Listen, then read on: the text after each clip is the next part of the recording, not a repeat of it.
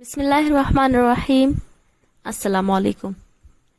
مور ایک پرندہ ہے جس کو عربی زبان میں طاؤس بھی کہتے ہیں۔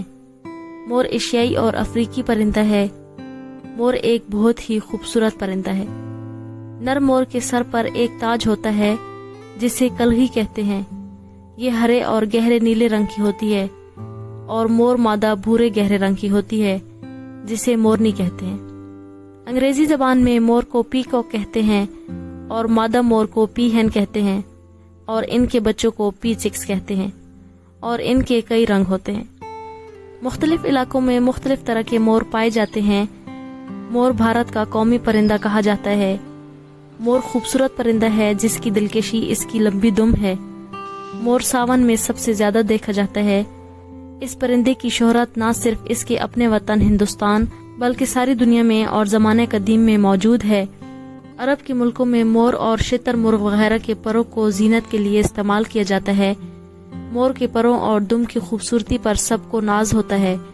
اسے بعض لوگ منحوس بھی خیال کرتے ہیں کیونکہ حضرت آدم علیہ السلام کو جنت سے نکالنے کا سبب مور ہی تھا جس نے جنت میں ابلیس کے داخلے کی راہ پیدا کی۔ مور اپنی خوبصورتی کی وجہ سے مشہور ہے۔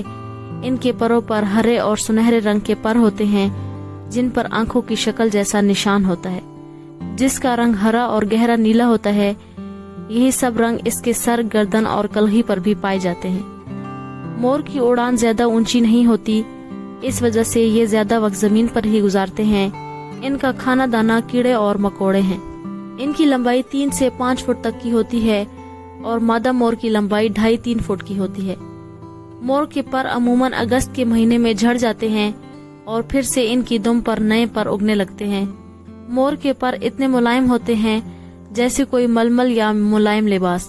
مور ایک شرمیلا سکون پرست پرندہ ہے اور انسانوں سے ڈرتا ہے۔ مور ہمیشہ قافلے کے ساتھ رہتا ہے۔ عموماً 3 یا 4 مور ایک ساتھ رہتے ہیں۔ مور کی آواز بہت تیز ہوتی ہے جس کو کافی دوری سے بھی سنا جا سکتا ہے۔ اس کے پر بہت زیادہ بڑے ہونے کی وجہ سے اس سے زیادہ دور تک نہیں اڑا جا سکتا، اس لیے مور زیادہ تر چلنا پسند کرتے ہیں۔ اور مور کی ایک اہم خاصیت یہ ہوتی ہے کہ وہ بارش کے آنے سے پہلے زور زور سے آواز نکالتا ہے اور بارش ہونے پر وہ بہت خوش ہوتا ہے اور اسی خوشی کی وجہ سے وہ اپنے پروں کو پھیلا کر دھیرے دھیرے گول گول گھومتا اور ناچتا ہے۔ اس کے پروں کا استعمال سجاوٹ کے لیے بھی استعمال کیا جاتا ہے اور اس کے پروں سے دوائیاں بھی بنائی جاتی ہیں۔ اس کی وجہ سے اس کا شکار بڑھ گیا ہے اور اسی کی وجہ سے اس کے شکار پر روک لگا دی گئی ہے۔ مور سب سے زیادہ راجستھان، اتر پردیش، ہریانہ جیسے علاقوں میں پائے جاتے ہیں۔ مور کی عمر 15 سے 25 سال تک کی ہوتی ہے اور مور کے کانوں کے سننے کی قابلیت بہت زیادہ ہوتی ہے اور وہ ہلکی سی آہٹ بھی سن لیتا ہے اور اس کے پنجے بہت نوکیلے ہوتے ہیں۔ مور کو پرندوں کا بادشاہ بھی کہا جاتا ہے۔